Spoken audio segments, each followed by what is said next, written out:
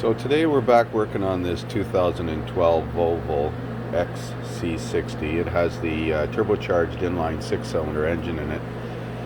Back at the beginning of December I got this vehicle after it was unsuccessfully repaired by another shop for a misfire on a cold start. First couple of days it didn't act up. Then it showed misfires on cylinder number 6 consistently, and only for the first couple of minutes of driving or running on a cold start, as I mentioned. It already had all the ignition coils replaced and a set of spark plugs put in it. I swapped number 6 coil with number 3, and the spark plug moved it, even though I couldn't see anything wrong with it. And then I drove it for a couple of days. I ended up pulling the fuel rail off and swapping number 6 injector with number 1 injector, hoping that the problem would follow the injector. I did injector flow tests, I did injector flush, I checked the cylinder for evidence of coolant in the cylinder on a cold start. I pushed it in the shop and pulled a plug out of it and couldn't find anything wrong. I actually confirmed a couple of times that it was number 6 cylinder that was misfiring by unplugging the ignition coil while it was misfiring, and it made no difference in the way it ran. But again, the problem would only manifest itself for about 2 minutes, and then it would clear up and run perfectly fine for the rest of the drive cycle. So after swapping number 6 injector with number 1 injector, I did 3 successive next day cold starts, and the vehicle ran perfect. So I gave the car back to the customer and said maybe it was a connection problem at the injector. I'm not sure, because now it seems to have corrected itself. So it came back last week. Actually, about 10 days ago, the check engine light had come back on, although the customer didn't exactly say that they had noticed it misfiring, but the check engine light had come back on. So I'll show you some of the scan data that I retrieved on that day. So what I scanned it on January the 9th, after it returned, again I had swapped number 6 injector with number 1 injector and vice versa, and the check engine light returned a couple weeks later. And this is the mode 6 data. Misfire on cylinder number 1. Misfired 49 times on in the last 10 drive cycles. And then this one here is misfire on cylinder 6 7 times. So it appears that the misfire moved to cylinder number 1, but it's still flagged a P0300, a P0301, and a P0306. Now, given the cost of the injectors in this thing, almost $500 each retail, I'm going to replace the number 1 injector, which originally came from number 6. I'm going to replace that one and clear all the codes and see what happens. So to remove this fuel rail, we have to remove this motor mount assembly, which means supporting the front of the engine. I did it last time with a small block of wood underneath there, underneath the cylinder head bracket and the frame. The manufacturer actually has a fixture to hold it up from the bottom, that because putting it on a hoist and taking covers off the bottom. I see we got some rodent activity in here. Interesting. That wasn't there a few days ago. Nevertheless, we'll support this engine and take this motor mount off. So I used a little piece of 2x2 between the frame rail here and the the cylinder head intake port, and take the 3 bolts out that hold the motor mount to the top of the engine, and move the overflow canister off to one side just a little bit so you can get the 2 bolts out. Take the strut rod off, and now you got access to the wiring harness and the fuel rail.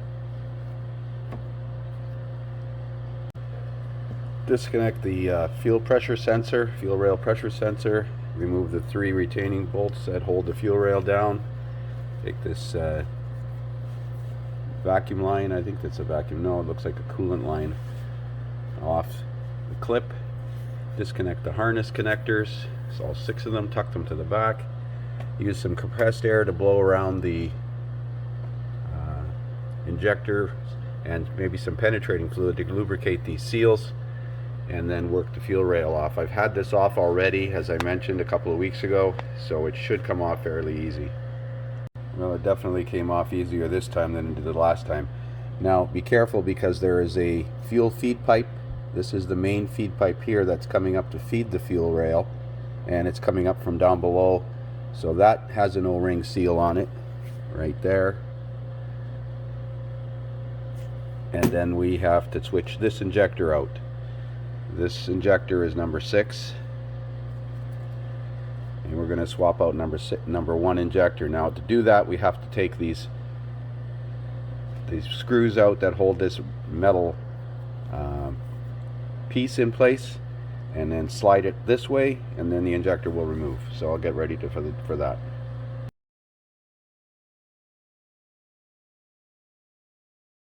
Okay, so when you're sliding this fuel rail retainer back on, make sure it's in the little slots on each injector, because you can actually insert the injector a little bit too far and it will be over top, and that might cause a problem.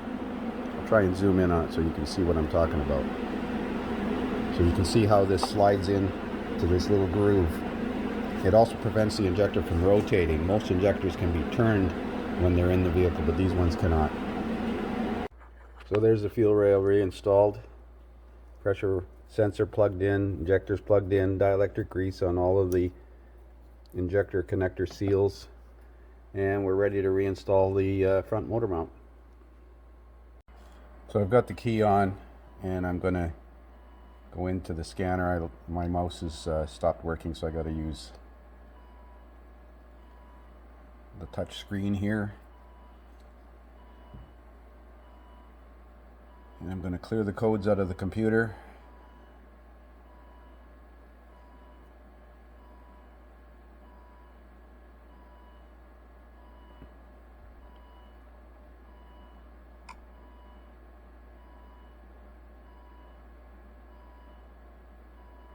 Oh, I don't have the key on. Let's read the codes first. I expect there'll be a P0301, 300, and a 306. 301, 306, 300. So we're going to clear all those codes out. That's going to erase the freeze frame data, and let's see if we go into data here. Should have active misfire counters available in the data list. Misfire cylinder average 2, 4, and 6. And of course, this thing never misfired when it was hot or warm, so I don't expect it's going to misfire now. I'm going to start it up. Well, there's no current active misfires now. So we're going to park this thing outside and leave it till tomorrow morning and start it up cold and hope this fixes it. Can't think of anything else. I pretty much covered everything else that's possible, other than a valve problem, a sticky valve guide or something like that. But it did seem to follow, the misfire on number 6 did seem to follow number 1 when I moved the injector from number 6 to number 1. But mind you, it did still set some misfires on number 6 as well, so although not as many. Some of the early misfire algorithms weren't that good, although this is a 2012, you'd think they'd have it dialed in by now. So I'll post a follow-up to this video after a few days. I find out if this is fixed or not. Thanks for watching. Okay, we're going to start this Volvo this morning. It's about -8 Celsius.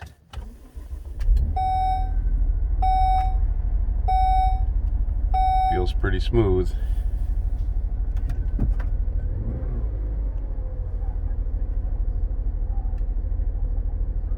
Well, give it back to the customer and let them drive it and see what happens.